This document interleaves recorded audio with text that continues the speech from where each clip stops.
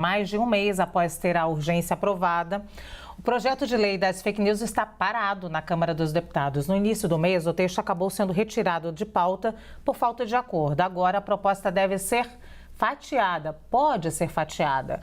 O principal entrave continua sendo a eventual criação de uma entidade que regule plataformas de internet. Os oposicionistas alegaram potencial de censura e interferência do governo. Como você já ouviu falar disso, né?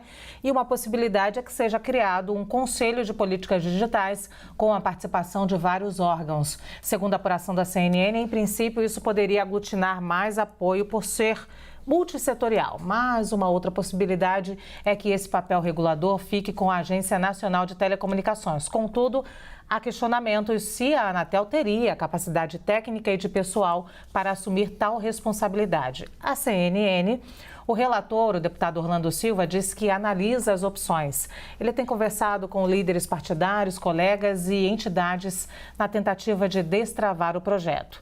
Vou começar com Caio Coppola. Fatiar o projeto de lei das fake news facilita a aprovação, Caio? Sempre, né, Lu? Quando você tem pontos polêmicos num projeto, você geralmente você desmembra ele para tentar aprovar aquilo que realmente interessa ao sistema ou à maioria que eventualmente foi formada. Eu queria só chamar a atenção, né? O projeto ele estabelece bloqueio preventivo, né, de conteúdos, ele terceiriza, né, o dever de polícia para entidades privadas, para as empresas de tecnologia, que ficariam responsáveis por essa censura prévia a determinados conteúdos, inclusive a censura executada por algoritmo. E aqui a gente não está falando daqueles crimes óbvios, né? Então, de pedofilia, de incitação ao ódio, de cyberterrorismo, esse tipo de coisa, não.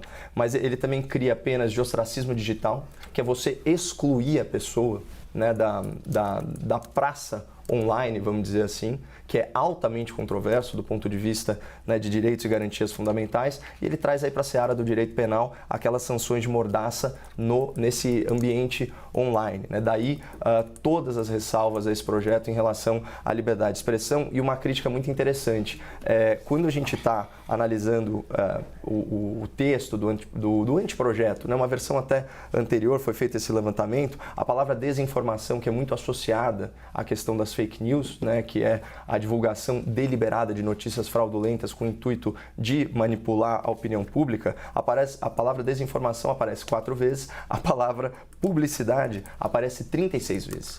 Ela cria uma nova forma de monetização para conteúdos jornalísticos, né? Ela prestigia bastante os antigos outlets de mídia, né? A mídia tradicional, a mídia impressa, esse tipo de coisa. E esse projeto ele também cria uma assimetria de tratamento jurídico. Por quê?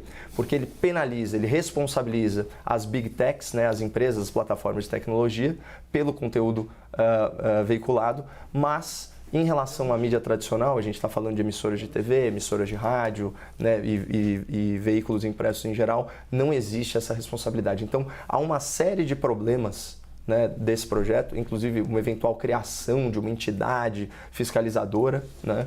Há uma série de problemas que, obviamente, você desmembrando, você facilita a aprovação, porque você tira aspectos mais polêmicos. Zé, fatiar o projeto de lei das fake news facilita a aprovação? É provável que sim, nesse ponto eu concordo com o Caio. Não é o ideal do ponto de vista técnico-jurídico, porque um todo você consegue ir cada vez mais lapidando, acertando no debate legislativo. Quando você fatia, você pode ter situações que se perdem, você pode ter situações incongruentes e nem sempre é uma técnica recomendável. Porém, a política ela exige a arte do possível. Eu me recordo que quando nós estávamos, Luciana, aprovando o Marco Civil da Internet, havia uma parte do Marco Civil, que era a parte de audiovisuais, que estava juntando muitas forças políticas contra o projeto. Então, nós deixamos isso para um projeto à parte e aí o projeto foi aprovado. O fatiamento tem essa vantagem. Quando você tem vários setores que se unem contra um projeto justificadamente ou injustificadamente, a melhor forma de discutir é pontuar as discussões separando-as para que um bloco oposicionista ao projeto não se coloque. Então, essa estratégia de fatiamento ela pode ser muito bem posta do ponto de vista da viabilização do projeto. Só temo que esse fatiamento seja feito de uma forma em que não se perca a sistematicidade, a organicidade, a lógica do projeto, que me parece indispensável hoje para a própria defesa da democracia do país diante daquilo que nós estamos efetivamente vivendo. Um ponto que você ressaltou, e eu acho importante, é essa questão da entidade que foi tirada do projeto, entidade que deve fiscalizar esta situação.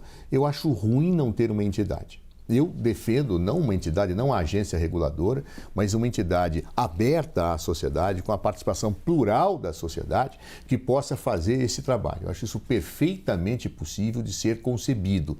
Agora, claro, vai depender da temperatura política e da disposição de ânimo do Congresso Nacional. Talvez o fatiamento seja um ganho. Eu só espero que seja um fatiamento que em nenhum momento crie latas, uma lanternagem, vamos chamar assim, indevida para um mesmo veículo.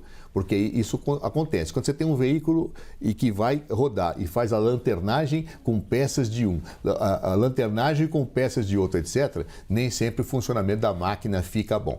Mas a política é a arte do possível. Se for necessário o fatiamento, que se faça.